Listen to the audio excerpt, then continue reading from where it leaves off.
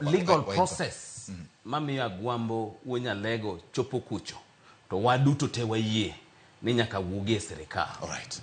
Mar ariyo, ipenjo untie penjo ma nyaka twapenji. Ang'o maber ma sirikal oneno kuom Raila? Momiyo sirikal dwani mondo Raila odhi kocha. Mane mwago e debe, mwawacho ne ginia.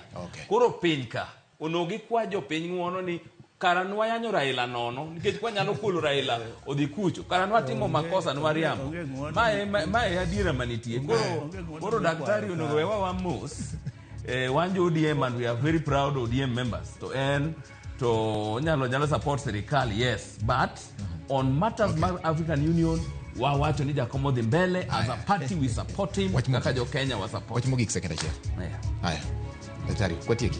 Ana wacho niya, adwoko ne William Ruto erokamano kuom yiero Raila Molo Odinga mondo odhi obed chairman mar Africa Union Commission.